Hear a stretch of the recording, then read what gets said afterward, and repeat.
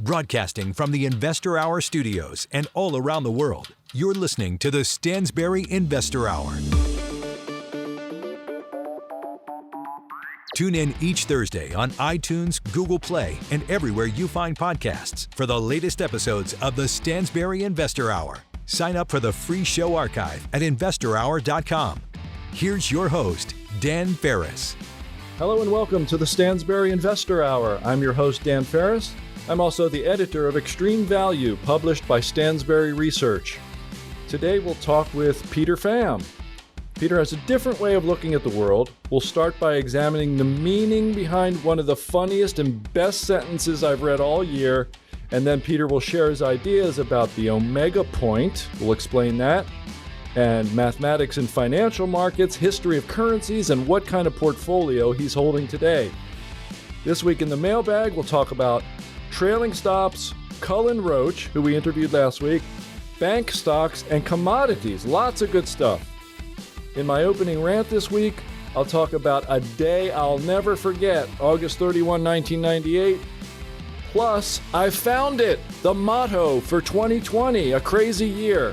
That and more right now on the Stansberry Investor Hour. The motto for 2020 is in. I found it.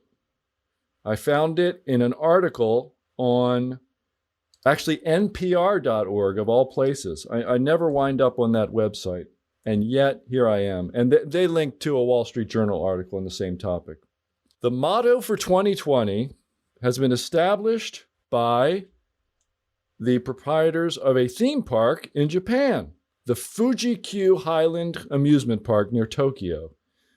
They have what NPR calls an unorthodox request for their roller coaster riders. They've asked them not to scream while they ride this roller coaster. And, you know, in the Wall Street Journal version of the article, people were complaining. They're like, how can you ride a roller coaster without screaming? And of course, the reason is they don't want you to spread the coronavirus. They don't want little droplets of, coronavirus getting out from behind your mask that you're required to wear in public and getting on other riders or people below or whatever. So you're not allowed to scream. And there's a crazy video. I hope this is not offensive. I mean it in the most, I kid because I love, okay? It's two kind of straight-laced looking Japanese businessmen who work for this roller coaster company. And the whole video is 4 minutes long. It's just the two of them riding the roller coaster to prove that you could ride a roller coaster without screaming. And at the very end of it, it's in Japanese on the screen, but it says, "Please scream inside your heart." And that's it. That's the motto for 2020, isn't it? Please scream inside your heart. If you're stuck in your house and you're not allowed to go to work, please scream inside your heart. If you can't pay your bills because you're not allowed to go to work, please scream inside your heart. And you can fill it in with anything that's happened in 2020. If your city is under siege for 6 straight weeks at the hands of an organized armed mob, do you hear me? Portland, Oregon. And the radical political leaders are practically egging them on. Please scream inside your heart. If you defend your home against one of these mobs on your property with weapons you legally purchased, and an armed, angry mob breaks through the gate in your gated community, and the local district attorney files charges against you and not them, say it with me. Please scream inside your heart. I'm sure you can fill this in with your own list of crazy 2020 stuff, but that is what you must do. Please scream inside your heart.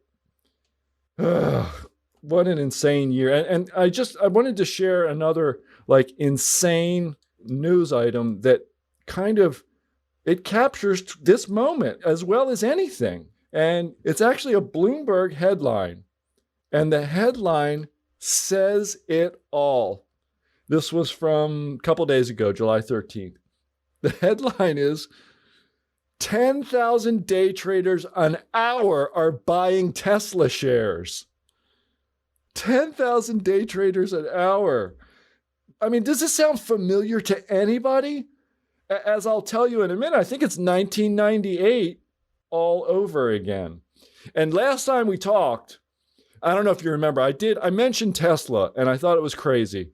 And it was like $1,300. Well, it's since been as high as $1,794.99. $1,700, almost $1,800. Gold is $1,800 an ounce. There's something a little bit crazy about the two of those things happening right around the same time, you know? So I couldn't help myself. I went on Twitter and Elon Musk responded to this news. He said, wow, somebody put up the Tesla share price, and Musk responded, wow. And so I responded to him and I said something like, so what do you think there, Elon? Sub $200 within the next year? Because look, Tesla's market cap is now around $276 billion. And last time I made a slight mistake. I said the Toyota Motors market cap was $130 billion. It's actually, the share price is kind of pushing towards 130. It's in the mid 120s. But the market cap, I misspoke, the market cap is almost 180 billion. It's like 179 or something. So I think this is insane. Tesla has a market cap that's like bigger than BMW, GM, Honda, and Fiat Chrysler combined. And, they made less cars in the recent quarter than they did a year ago. I went over some of this stuff before, but it's insane. We're living in an insane moment. And all you could do about it is what? Say it with me. Scream inside your heart. So I want to talk about 1998 a little bit. I told Stansberry readers a little something in our digest. And I'll just, the Stansberry Digest is just for Stansberry subscribers, but I'll share a little bit of it. I can't share, the whole thing, but I want to share a little bit of the story I told recently because I remember it so vividly. It was August 31st, 1998. And Porter Stansberry and Steve Sugarroot and Porter and Steve worked up the stairs from me. And I worked, I think they were on the third floor. I was on the second floor, something like that. And I mean, this was 1998. I had my own ideas about things I wanted to invest in. And I was mostly into like mining stocks and gold and things. But I didn't know a whole lot. And these guys, they studied like economics and finance. And Steve had worked for a hedge fund and stuff. They knew a lot more than me back then. So I'd go up there and I'd throw a few ideas around with them. And every day we'd go and have lunch up the street. August 31st, 1998, I remember we were standing at the corner of St. Paul and Preston in Baltimore, getting ready to cross the street. And the market was in turmoil at that moment.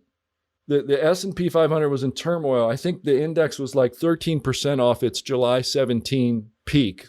And that day, it fell like 7% just that day. And that day, it just wiped out its year-to-date gain. And of course, the most famous thing that was happening then, it was kind of an emerging markets collapse and a few other things were happening. But the most famous thing that happened that day was that the collapse of the hedge fund long-term capital management was hitting the news, right? And you remember long-term capital, right? They were these genius guys. Two of them won Nobel Prizes. And, they had been featured in books and stuff. And they were just well-known Wall Street genius types, right? And they had leveraged this fund like as much as 30-1 at various times. And they used mathematical models. They had like 100 different trading strategies. They had as many as 7,600 different positions, right? Just modern insanity, modern financial insanity. And yet, as complex and crazy and levered as this stupid thing was, they insisted that all their fancy math and degrees and whatever else meant that they were taking little, if any, risk, right? So, whatever. I think that's insane. Anybody who listened to that and didn't walk away was crazy. The fund did great. They made like 40% a year for a couple of years. And then the dookie hit the fan. And the emerging markets collapse in the summer of 1998 hit them hard. They had started out doing these treasury bond arbitrage type positions. Then they got into all this other stuff, equities and Russian debt and all this stuff. And I looked for it. I could not find it. There was a famous exchange that was, I don't even know if it was real or if the journalist made it up, but he said something like, could you imagine like the LTCM, the long-term capital management trader, on the phone with his broker talking about these Russian bonds? He'd get on the phone with the broker. He said, hey, what's going on? The guy said, well, your bid at 70. And he said, wow, what happened? He said, I don't know, but you're bid at 60. He said, what's going on? He said, I don't know, but you're bid at 50 and 40 and 30. I mean, it was just collapsing before their very eyes. And, 100 is par, and anything below 90 means something's going on. So, it's just a funny kind of a moment. The thing blew up. The market was tanking. I'm standing there on the corner, and I swear to you, Steve Sugar had said the Fed's going to bail him out, and this is a great buying moment. And it was, because the market just melted straight up from there, and it just really took off like a rocket ship all the way through to, March of 2000. And Steve kind of called it. He was right. He had a great feel for what was happening. And I'll just never forget standing on that corner. It was one of those things like, where were you on 9/11 kind of a thing. For me, it was. And I remember that was like the first time I was like really, really impressed with these guys, with Steve and Porter. Steve especially that day. But the point that I was trying to make recently when I wrote this stuff in the Stansberry Digest last week was, people, including myself, are looking around and they're looking for analogs, right? So I'm telling you, hey, study the period from 1929 to 1945.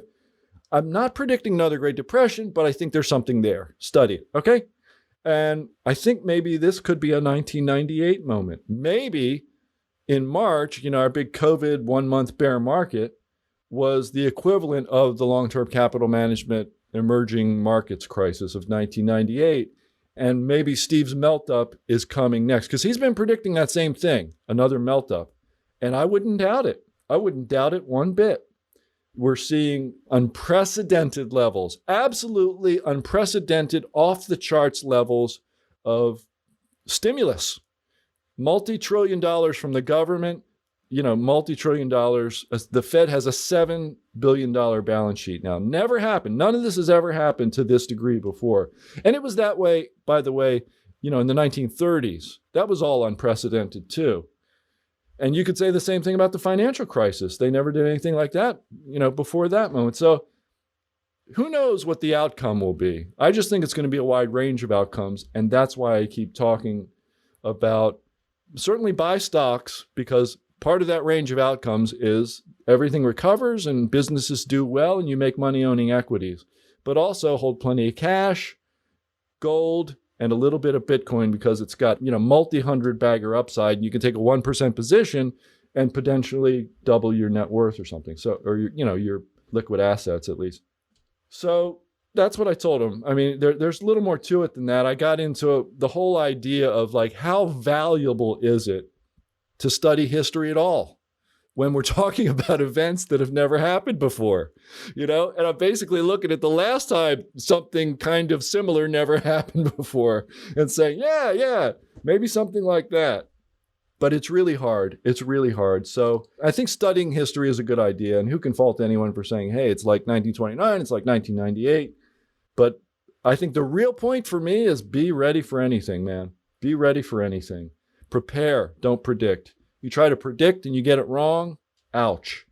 What I'm saying is you try to predict that the stock market's going to go straight up for another 5 years and you get that wrong, and cash and gold turn out to be the things to have owned and you didn't own enough of them, ouch. That's what I'm talking about. And vice versa, right? So in other words, when I say vice versa, you don't sell out and go 100% to cash, or you don't own only cash and gold, I don't think here. You got to be truly diversified. And I included in my digest piece, I included a little bit of this Cormac McCarthy novel called The Road. I mentioned this before, post-apocalyptic novel. It looks like it was after some huge nuclear holocaust or something, because all the cities are burned and the planet is covered with ash and there's hardly anybody alive. And there's like no food or anything. It's hellish. It's a hellscape. A post-apocalyptic hellscape. And there's a moment they come upon this old man who's just like, he's not doing well, and they share some food with or something. And they have a little conversation with this guy. The main characters are a guy and his son, the man and the boy. They never tell you their names. And the man says to the old man, he says, "You knew it was coming?" And the old man says, "Yeah, this or something like it. I always believed it." And the man says, did you try to get ready for it?" And the old man says, "No, what would you do?" And the man says, "I don't know." And the old man says, "People were always getting ready for tomorrow. I didn't believe in that. Tomorrow wasn't getting ready for them. It didn't even know they were there." That really caught my attention. I immediately put a Post-it note on that page because I knew I'd be telling you about it at some point. Tomorrow wasn't getting ready for them. It didn't even know they were there. That's why you diversify right now. That's why you want to have the truly diversified portfolio. Your cash and stocks are still inside the financial system, and your gold and your Bitcoin are outside the financial system. And I think there's probably a place for land in there too.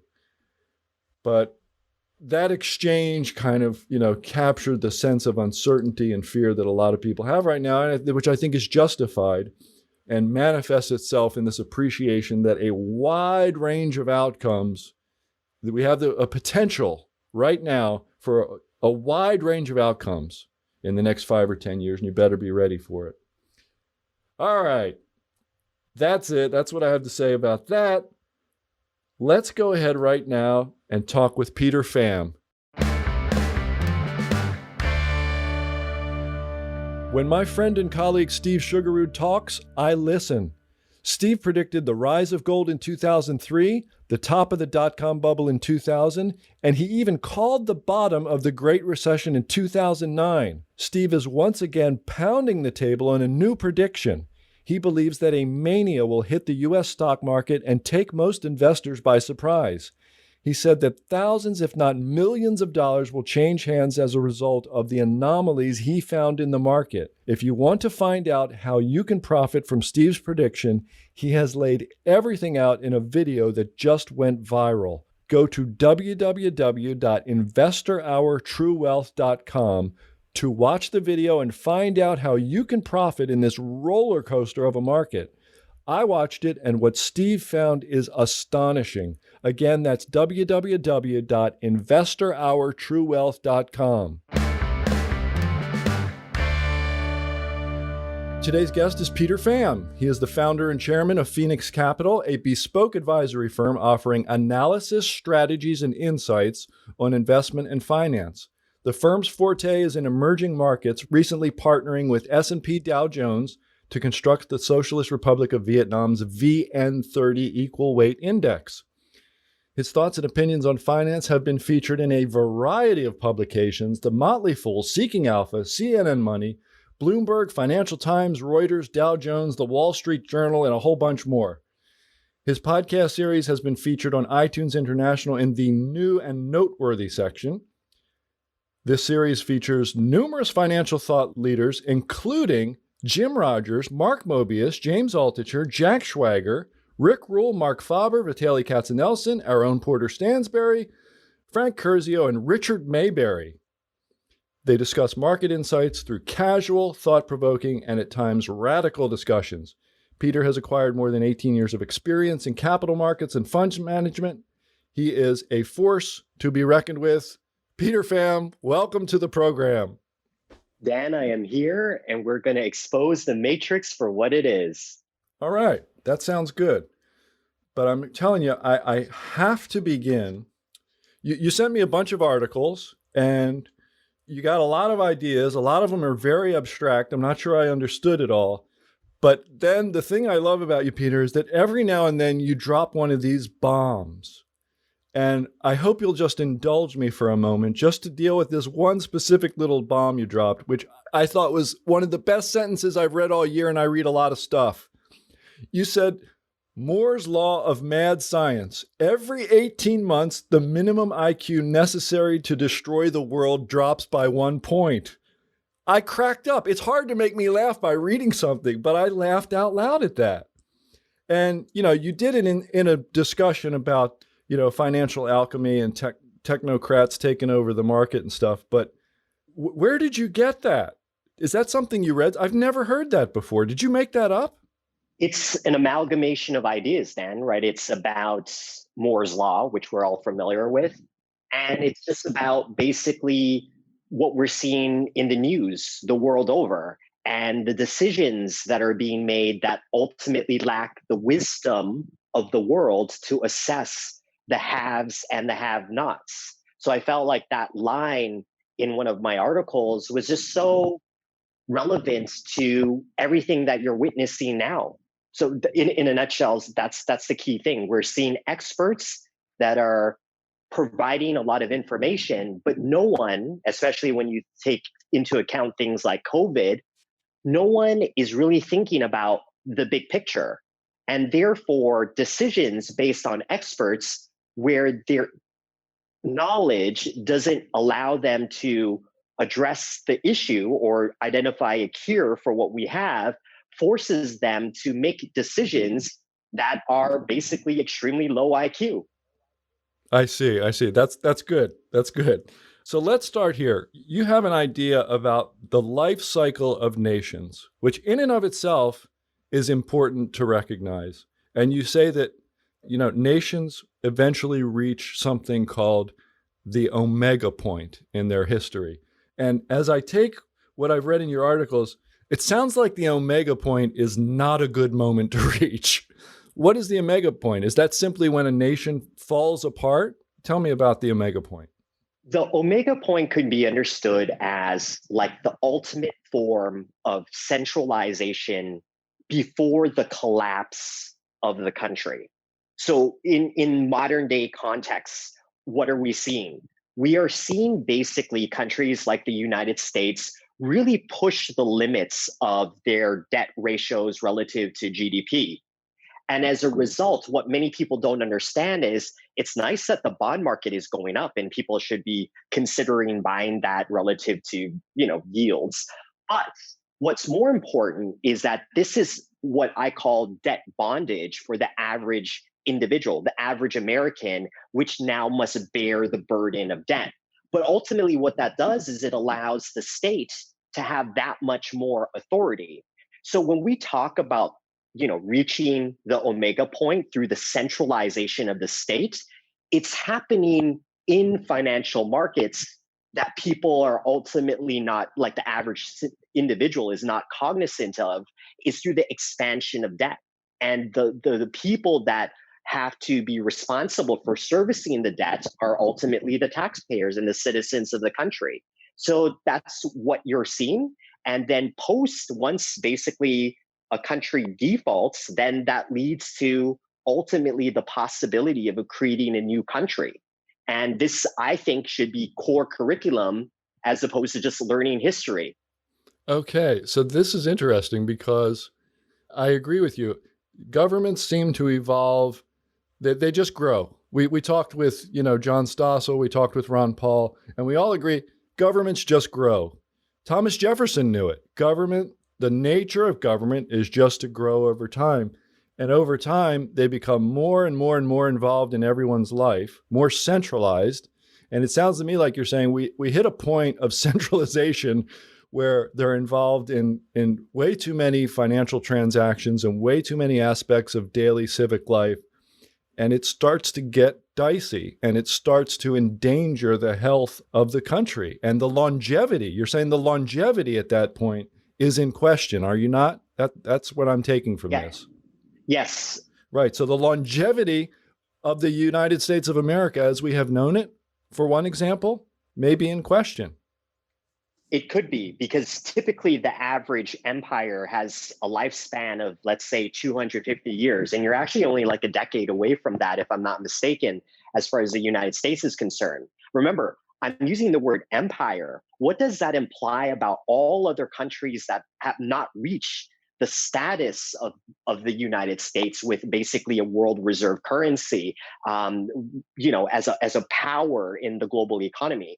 This effectively implies, Dan, that countries that are vastly smaller than the United States, as seen through their credit rating, present a massive risk to potentially collapse or default because some of them have actually centralized much faster, or some of them have been founded under the premise of centralization as sold through the ideas of socialism. And I just wanted to share one quick thing is that many people, once they become so disgruntled with the deep state, they are told about a potential utopia that could exist.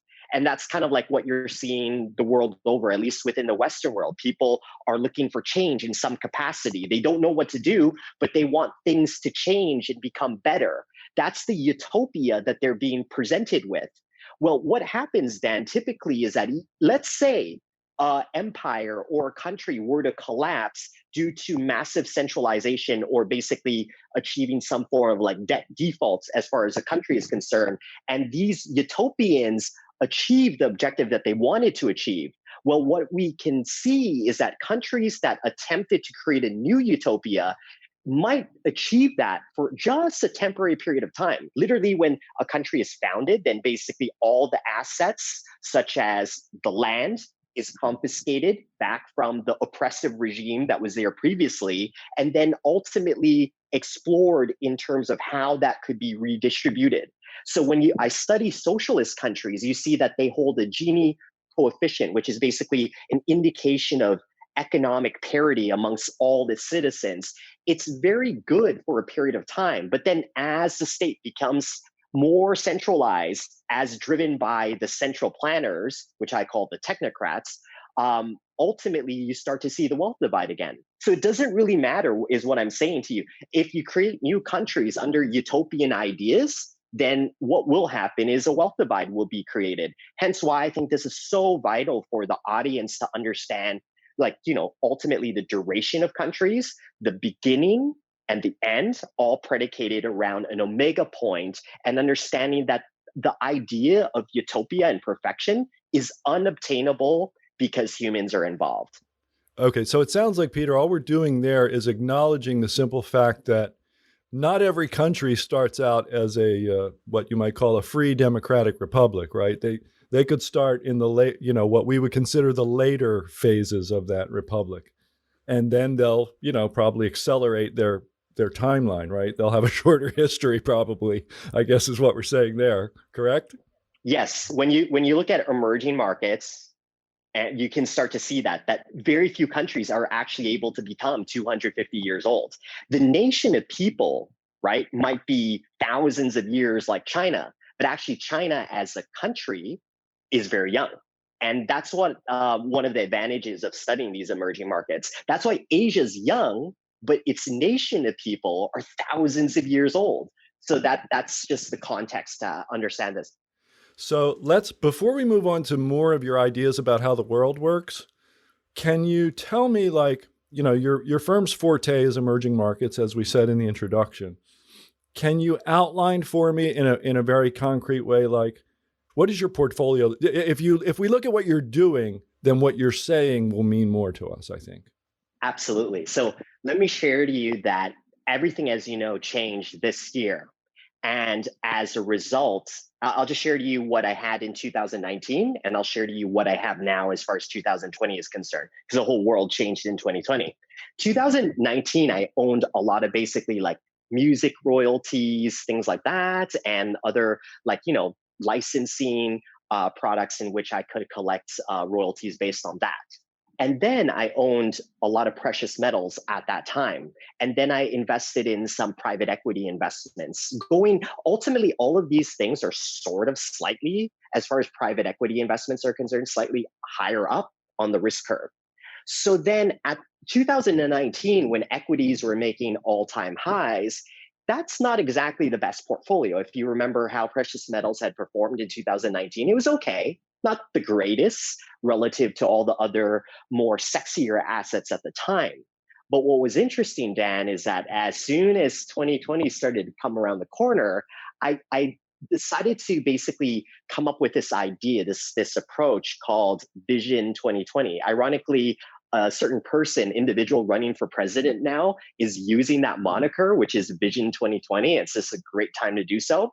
And then what I did with this portfolio is I understood one thing. The most important thing is that as demand was being sucked out of the economy as determined by the states the world over, what that indicated to me is you simply had to move much lower down the risk curve. And what do I mean by that? I mean, as opposed to focusing on emerging markets, suddenly I had to go into like big tech companies, for example. I suddenly need to reassess maybe getting some exposure to some multinational players, maybe like even Boeing, for goodness sakes, based on all this uncertainty that had happened throughout the year, throughout most of this year in 2020.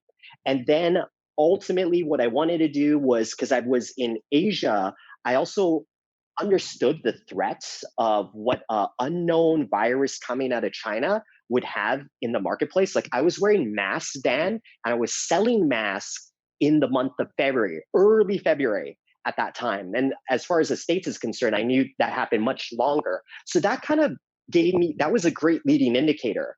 Being close, near in this region, I understand the variability that China had presented with this unknown virus at the time. By the time it ultimately reached the Western world and hit basically the shores of the United States, it became kind of like old news to me. So throughout the spread of Corona, it created great opportunities and windows to understand the top of the market, which was like February. And it also got me to feel comfortable with basically starting to buy all these lower risk curve assets during the end of March. And that's all indicated in my Twitter. Like I make the calls like live. It's all time stamped, so I'm not just saying that. Many people, as you know, in like late March were probably fearful of the market. But at that time, I was like, okay, I was getting bored in Asia just thinking about this Corona, because to me, it happened in January and February as opposed to like late March. But at that time, you had, hedge fund managers going on CNBC saying to everyone that the world is going to end. But to me, I was like, wait a minute, this is an opportunity. And I kind of got excited about the fact that all of Wall Street, which rely on a lot of financial models and economic models, would totally be disrupted. And that provided just even an individual, let's say a retail investor, some parity amongst Wall Street. For the first time, it wasn't about guessing about EPS because no one knew. And for the first time then, it wasn't even about guessing about GDP figures. No one really knew. You had to have intuition, wisdom, and knowledge in confluence to have identified all the greatest opportunities to invest in. So I was telling you earlier in 2019, what was I buying? I was into precious metals, I was into content. Ironically, as you know, precious metals are doing awesome. Maybe not as exciting as the other asset that I was really into, which was content. Because while everyone was in isolation, basically they were streaming Netflix like no tomorrow. They were listening to Spotify like there was no tomorrow. And the cash flow that could be derived off of those assets truly signified to me this idea that content is king. And so overall, that was kind of like the portfolio. And I'm building a portfolio towards tech companies in both the United States and China. And my thesis for China is strictly about saving face, Dan. Did you say saving face? Your thesis about China is about saving face? Okay. I just wanted to clear that up. So China, as you know, being accused of being the origin point of where this virus is coming from, the Asian mindset will not allow them another, let's say, 100 years of humiliation, being an economic power that they are. So if you notice, the Shanghai index throughout this whole duration has actually held a lot of relative strength. But that's not based on fundamentals. There's the countries opening up, locking down, opening up, locking down. This is strictly based on not wanting to have a stock market that's underperforming. Because imagine how bad would it look like for China to basically say, because they've already taken GDP out of the equation, they're basically saying we're not providing any guidance towards GDP, for them to have the worst performing stock market in the world. They can't afford to allow that to happen. So as part of this facade, an Asian perception of wanting to, save face, hold some dignity, you want to have a good performing stock market because you've got a president that's basically talking about markets making all-time highs. Okay. I just want our listener to know Pham is an Asian name. It is not Anglo-Saxon. He's from Asia, folks. Peter Pham is allowed to talk about the Asian mindset, okay? Because he's Asian. All right. I just wanted to put that out there because I know some people are going to say, who is this guy? He's racist or whatever, because that's in the air today, right? Oh my gosh. Yes. But I hear you. Your point is already well made. So the saving face, it's a real thing. It affects decisions at all levels of Chinese government, is what you're telling me. Yes, and then perhaps I should quantify it. So it's not even, this isn't going to be just like, some anecdote, okay? The way to quantify it as it relates to China and even the United States is if you notice throughout most of this year, when bad unemployment figures, or let's say a low GDP figures came out in both countries, you can see that their central banks were so eager to basically stimulate the economy or provide news wires that were so positive towards stimulus that it superseded the negative economic data that was coming out. So that is demonstration to you of this saving face theory. And what I mean by that is when China was releasing GDP figures, what they did is simultaneously the PBOC was also talking about how they're going to bolster the economy through stimulus. And the Fed did that too. When you had I think it was maybe a few months ago, there was job figures with massive unemployments. And then basically it's Fed come in and just drop money.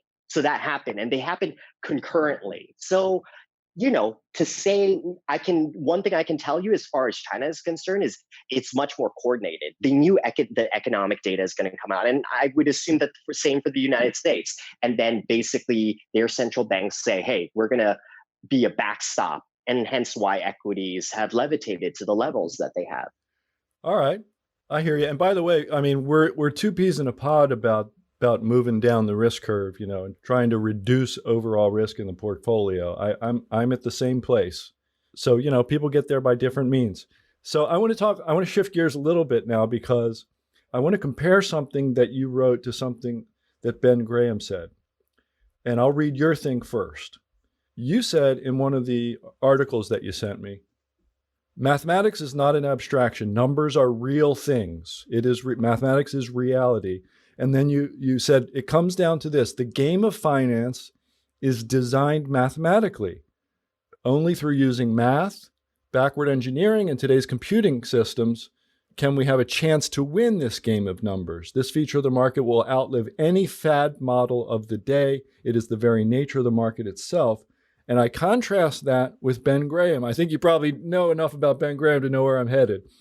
In The Intelligent Investor, Graham said, mathematics is ordinarily considered as producing precise and dependable results, but in the stock market, the more elaborate and abstruse the mathematics, the more uncertain and speculative are the conclusions we draw therefrom. Whenever calculus is brought in or higher algebra, you could take it as a warning signal that the operator was trying to substitute theory for experience, and usually also to give to speculation the deceptive guise of investment.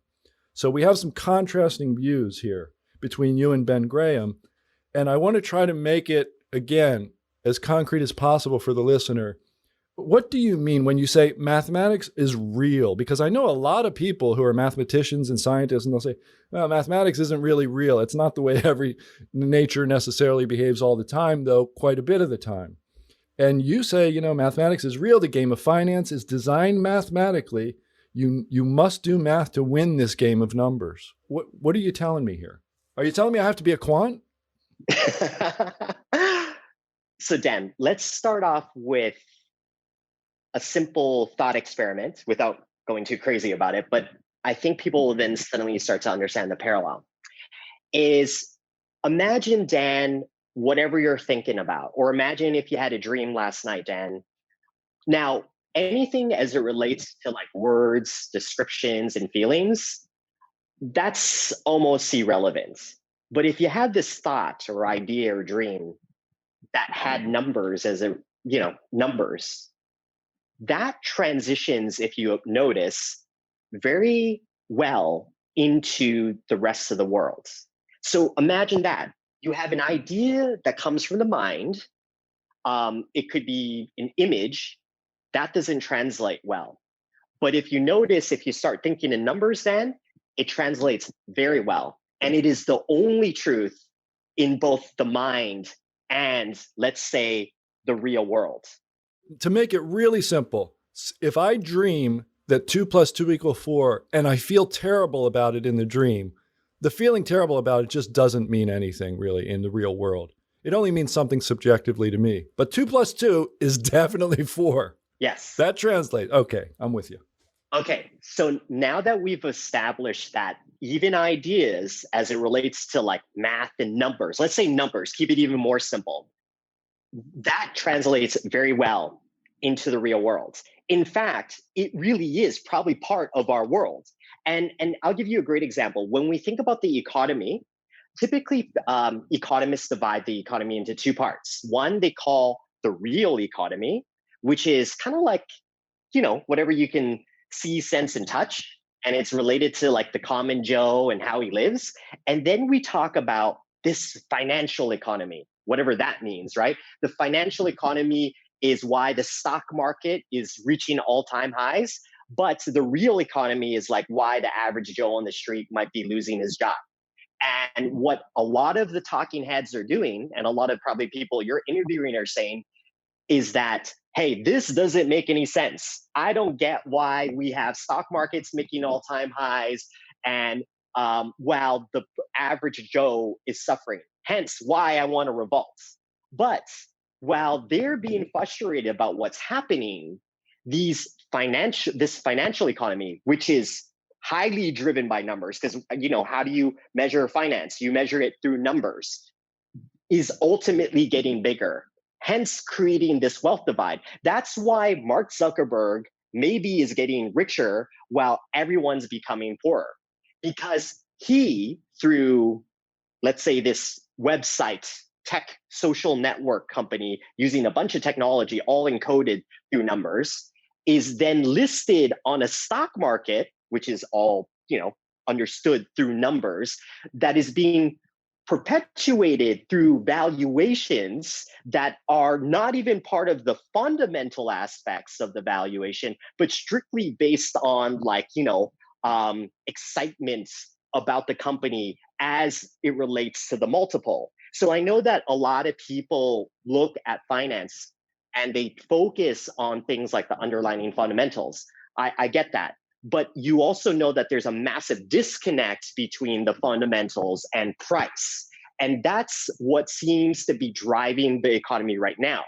So to go back to your statement about Ben Graham, let's take his greatest disciple, which is Warren Buffett.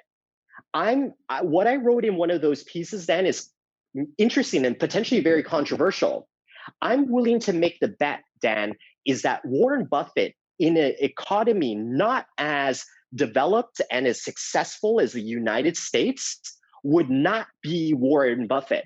And the primary reason to why Warren Buffett is a successful investor is because he basically went long US equities, which is the most financialized economy, or better yet, is the bellwether and the benchmark of basically global capitalism.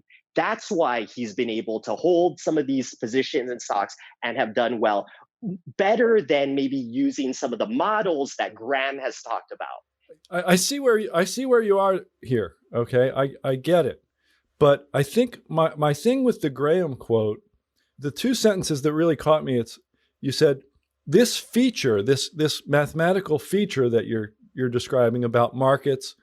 You said it will outlive any fad model of the day, whereas Graham was kind of saying that these mathematical models and so forth are probably more faddish. It seems to me like you're saying, this higher math, maybe this is a permanent feature. The stock market is always going to be like this, and people like Jim Simons, who makes like whatever it is, 80% a year for a while there, by knowing this stuff, they're always going to make more money than other people because they know this stuff.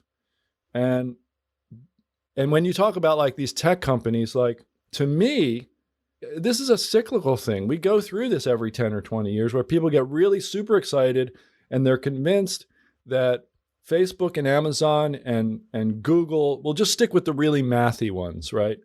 Facebook, Google, probably Microsoft, that these businesses are great. They're going to be great forever. You can pay any price you want and you'll make a great return. They said the same thing about Cisco Systems and other companies in March of 2000. And of course, they were all down 80% within 2 years. I'm actually kind of with you, though, because there are people like Jim Simons out there. Just as I think through this aloud with you, I think I can see what you're saying, but I also think there is a fad. If you agree with me that there's a fad element here, help me separate that from what you say is the feature that will outlive the fad model. Like what part is the fad and what part is the permanent feature? Okay, so let's use an analogy to make things very simple. So let's think about the ocean for a second and understand that the fundamentals that Ben Graham is discussing about are kind of like the water molecules within the ocean. Now, you understand that in an ocean, there's tons of waves. Or when we think about weather, for example, you notice that there's going to be like tornadoes and typhoons and hurricanes. And people build a whole profession out of monitoring those features in nature. But ultimately, what is it? It's basically water molecules. It's all basically matter. But if you notice, a lot of these weather phenomenon seem to have a life of its own. Now, this is analogous to that of the stock market. The stock market has a fundamental underpinning to it. And then when we think about price, we could use an analogy like waves, for example, that seem to have a life of its own. That's why we refer to it as the market. And the market has a life of its own. And ultimately, what is the market? The market is a bunch of participants that are buying and selling a stock and then the stock is basically the price discovery that's happening on a millisecond level for guys like Renaissance. They're basically buying and selling. And ultimately, this is the juxtaposition between price and value. Now, what am I saying to you? I'm saying to you that the market mechanism, the mechanism of the stock market will outlive any method we think we can use to, like, for example, any kind of fundamental model, any technical analysis that we could use, we're going to basically not going to be able to be there. And the fundamental underpinning of the market mechanism will be there because it was created as such, and it will continue to outlive any kind of model. So in the case of Warren Buffett today, he's totally confused about what to do with airlines because he cannot assess demand. And ultimately, demand is going to be one of the major inputs in his cash flow model as far as forecasting the revenue of these businesses. But if you notice, why are these stocks still being traded, even though they're missing a massive component towards his financial model? And maybe a technician might be dumbfounded by what's happening in the market. But at the end of the day, the stock market, which has been open throughout the whole time of the lockdown, is driven by the market mechanism. And it seems to have a life of its own as you see these prices making higher highs. That's kind of like what I mean about this situation, Dan. And therefore, if you understand about the market mechanism, you don't need to be an elaborate mathematician to understand what's happening. What if you simply looked at basically bids and ask and look for some kind of influx of buyers relative to sellers?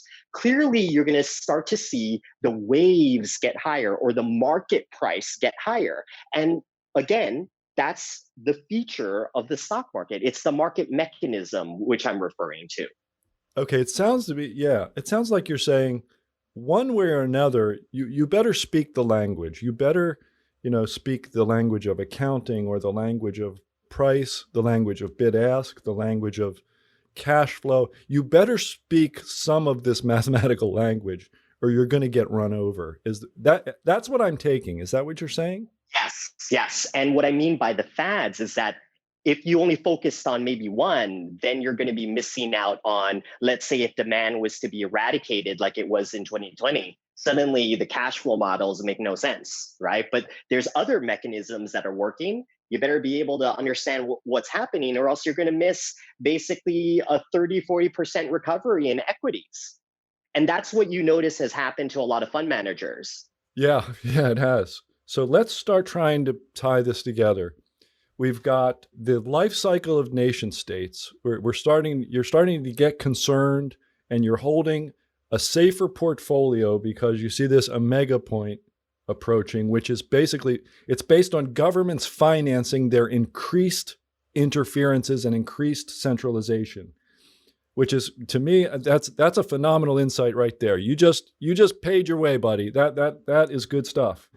And then we've also made the point here that, we darn well better speak the language of some kind of mathematical language that goes along with investing, whether it be the language of accounting or technical analysis or some, quantitative analysis, something. You better speak this language or you're going to get run over. If I could ask you to concisely kind of leave, you don't have to tie all that up if you don't want to. I just wanted to restate it for the listener. So if there's another point that you want to make, I always ask all my guests at the end of the interview, if there's one thing that you could leave our listeners with, what would that be? And if it's, restating all this stuff, fine. If it's something completely different, what would that, if you could leave them with one simple thought that they could just grab onto to understand the message that you are so passionately trying to tell them, what would that one thought be? The one thought is to study and understand the trajectory and cycle of a currency. And let's take the US dollar as the example. Now, a lot of gold bugs, which are probably listening to this podcast, understand what the US dollar currently is. They understand that it is fiat money. Basically, it's not real. Now imagine that the whole economy is predicated on the US dollar. What does that mean? It then means that a lot of the economy must not be real. Hence why I encourage the listener to understand the distinction between the financial economy and the real economy. The real economy is what the average Joe is doing. He was the essential worker working in the convenience store that is disgruntled about everything that's happening. And then you have this financial economy. The financial economy are the central bankers, for example, or they're the politicians, which I call like the technocrats that are running the economy. And they are perpetuating the wealth divide that is happening using a fiat currency such as the US dollar. Now, you have a choice, basically.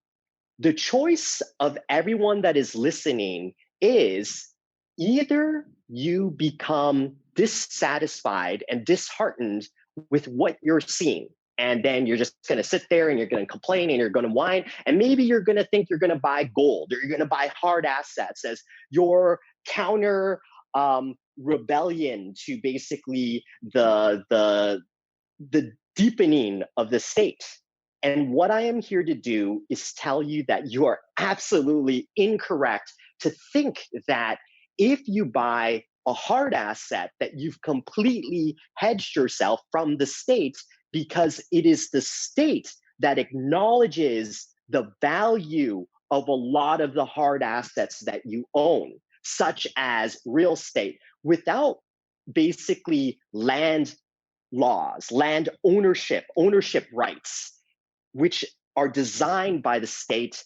Your hard asset would have no value. That would be point number one. Then point number two is that understand that countries, they ultimately don't last that long. So this whole idea that maybe you're going to hold something for generation after generation, under very few circumstances do you see that happening. In fact, the oldest culture we see now is currently the one that we're focused on is currently the Western culture, which originated in the 17th century. And now we're getting close to that point in which empires tend to collapse. Is that to say that that's going to happen right away? No, but you should be cognizant of that faith and credit that the state has told you about to think about when you're buying these kind of assets? So it sounds to me like your one thought, the way I'm interpreting this, your one thought is really, if you're reasonably intelligent, which is probably everybody listening to this podcast, you can study the history of currencies, and you will wind up one way or another. You'll wind up on the Peter Pham train. You'll get it, and you'll realize that being truly diversified is desirable and a little more difficult and a little different than you would have thought before you studied that history. You think you know, but you have no idea. Right. I do want to leave it there. I know you have a lot more to say. And, I encourage people to search you out on Twitter and find out what all that is. But I have to tell you, Peter, I've been reading your stuff, and you and I have been talking, and I was like, gosh, this is so abstract, but I know this guy, and I know there's good ideas in here. And I think we really sussed out some really great ones. And I thank you for coming on and sharing them with us. I hope you'll do it again sometime. Thank you very much, Dan. It was an honor to be on your podcast, and I hope that we can, like you said, do this sometime, and hopefully I'll have some more interesting things to say as it relates to investing in this climate. Yeah, of that I have no doubt. Thanks a lot, Peter. So long for now. Thanks, Dan. Talk to you soon. All right. I knew talking to Peter Pham would bring out some really just interesting viewpoints on what may even be familiar themes to you. But he just has a little different way of putting things, which I think is valuable. I'm glad we did this, man. I'm really glad we talked with him. So let's go and see what's in the mailbag. Hi, Ron Paul here. Today I have an urgent message for every American who's retired or thinking about retiring soon. You see, our own government's disastrous policies have now put you, me, and everyone over the age of 50 at great risk. Sometime in the near future, we're going to have yet another financial crisis. This one won't be solved with bailouts, and it will hit seniors the hardest. I fear there will be civil unrest, a drop in stock prices, pension fund collapses, big changes to Social Security and Medicare, the erosion of personal liberties, bank and brokerage closings, and ultimately a major crisis as the U.S. dollar is rejected for almost any non-paper alternative. Don't let this happen to your retirement. Dr. Ron Paul strongly believes when the next crisis hits, there'll be no warning, and the government won't save you. Go to www.ronpaulwarning5.com, where you'll learn simple steps you can take to protect your retirement. Go online to www.ronpaulwarning5.com. In the mailbag each week, you and I get to have an honest conversation about investing or whatever is on your mind. Just send your questions, comments, and politely worded criticisms to feedback@investorhour.com. I read every word of every email you send me, and I respond to as many as possible.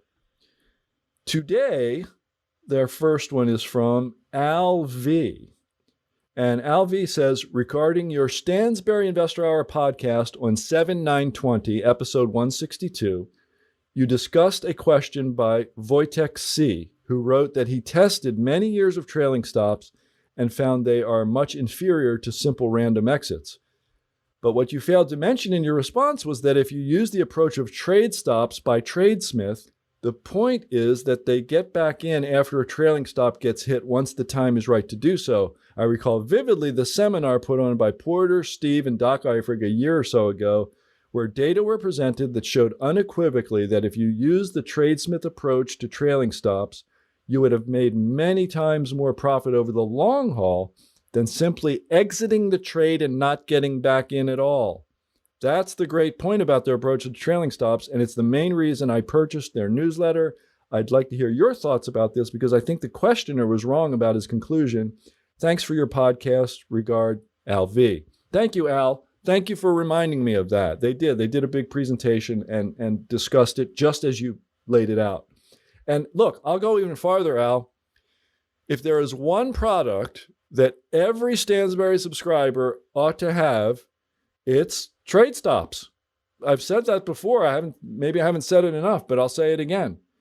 Given the proclivities and just the normal the normal human tendency of most people, I think trade stops can be a big help.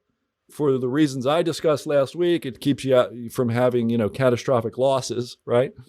And for the reasons that you reminded me of today, there's a system for getting back in that does well over time. Thank you, Al, for the reminder. Next comes Derek, and Derek is an Alliance member, and he says, "Hi, Dan. Cullen Roach, who we interviewed last week, Cullen Roach said the U.S. has not had inflation despite Fed actions by referring to the CPI in goods and services prices. Why didn't he refer to the increase in asset prices like stocks, metals, and real estate instead of the government-fabricated CPI? He tried to explain over and over how complicated QE, money printing, Treasury, and Fed actions all are. It's really complex," was his mantra. "We are confused and misconceive what is going on. Maybe so, but if I personally tried any of the actions closely similar, I'd be arrested for counterfeiting. The government would not say it was too complicated to prove. If it quacks like a duck, ... Alliance member Derek." I think you make a reasonable point about the difference between, the CPI versus asset prices. It's clear that somebody somewhere thinks that stocks are worth more than almost their all-time highest valuation, which is where they are today. They're almost at their all-time highest valuation. Not price, valuation. Valuation is like price times sales, price times earnings, that kind of stuff. And by the way, for the S&P 500, the number is price times sales. That's the one historically that has correlated the best, the most negatively actually, with subsequent 10 and 12-year returns, meaning when it's high, subsequent 10 and 12-year returns in stocks are low. When it's low, returns are high. And it's up around 2.3 again, and its all-time high was like 2.4. So really expensive and obviously elevated. So I hear you. I didn't hit Cullen Roach up with this. You can go on Twitter and ask him about it. And he responded. He's responded to a couple of things on Twitter. And his last name is Roche. You had it spelled like the insect here. Just go look him up on Twitter and ask him. I'm curious to see what he might say. The next one is from Mark P. In the last 4 or 5 years, banks, and then he's got a bunch of ticker symbols and names, Fifth Third, State Street, BOA. He says, banks have done well. Facing the current economic pinch from COVID, is the outlook for banks not good? Is it time to put money elsewhere? Thanks for your show. The guests are great, Mark P. Mark P, I do have some ideas about banks. My basic idea is take a look at Europe. They went all in, and Mario Draghi famously said he'd do whatever it takes, and they pushed interest rates into negative territory. And take a look at the price chart of Deutsche Bank as that happened. It's straight down. When you cave in the yield curve like that, and it gets very flat, they have a harder time making money. Okay, next comes TJS. And TJ says, I have to say, while I haven't been listening long, only a few months, this was the best guest so far. He's talking about last week, Cullen Roach. I've read books on the Fed, modern monetary theory, and I even have a degree in economics. So while I have a putative understanding of how our banking system works, I never heard the effects of that system delivered in such an understandable way. Banking is a dark art to most people. Cullen Roach helped remove some of the darkness. Thank you very much. Thank you, TJ. I'm going to let that stand on its own. It says it all. Finally, this week, Jason W. says, hello. If someone thought commodities were undervalued and they are not a professional trader or short-term market timer, is there an index ETF that you would recommend to express that idea? Maybe not a single commodity, but something that would mirror the direction of commodity prices as a whole. Or is there a better investment to express the thesis of commodities undervalued? Thanks for all you do, Jason W.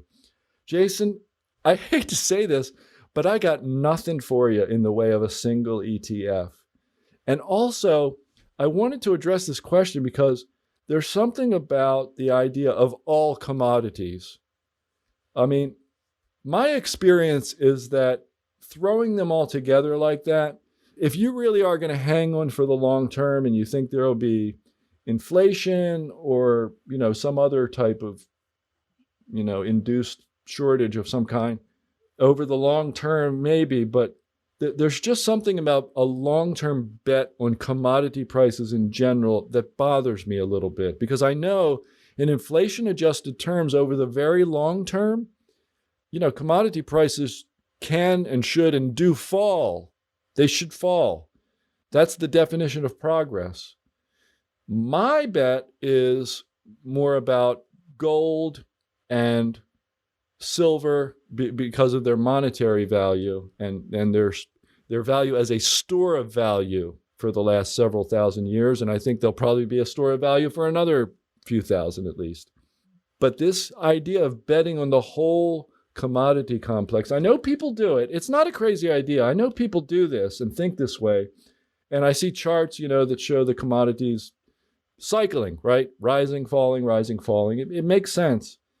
But my comment to you would simply be careful with this. Just be careful with it. I'm bullish on gold and bullish on silver.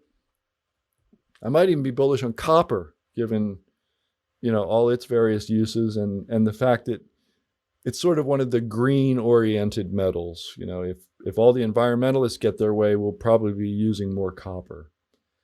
And it's in general, Dr. Copper is supposed to be an indicator. They call copper Dr. Copper because it's supposed to be an indicator of general economic activity. So if you think general economic activity is going to pick up over the next several years, or that there's going to be inflation of any decent amount, copper is one way to express that. And there are copper ETFs, there are gold ETFs, there's a silver ETFs. So you might look at whole complexes of commodities, precious metals, agriculture, other things. And there are ETFs for all of that stuff. So you could go into Yahoo and find them easily and put together a little portfolio that expresses your view about all commodities. Just wanted to share those thoughts with you, Jason. It's a great question, and I had some things on my mind, and I thank you for giving me a chance to express them. And that's another episode of the Stansberry Investor Hour. I hope you enjoyed it as much as I did. Do me a favor, subscribe to the show on iTunes, Google Play, or wherever you listen to podcasts, and while you're there, help us grow with a rate and a review. You can also follow us on Facebook and Instagram. Our handle is @InvestorHour. Also follow us on Twitter, where our handle is @investor_hour. Have a guest you want me to interview? Drop us a note at feedback@investorhour.com. Till next week, I'm Dan Ferris. Thanks for listening. Thank you for listening to this episode of the Stansberry Investor Hour. To access today's notes and receive notice of upcoming episodes, go to investorhour.com and enter your email. Have a question for Dan? Send him an email, feedback@investorhour.com. This broadcast is for entertainment purposes only and should not be considered personalized investment advice. Trading stocks and all other financial instruments involves risk. You should not make any investment decision based solely on what you hear. Stansberry Investor Hour is produced by Stansberry Research and is copyrighted by the Stansberry Radio Network.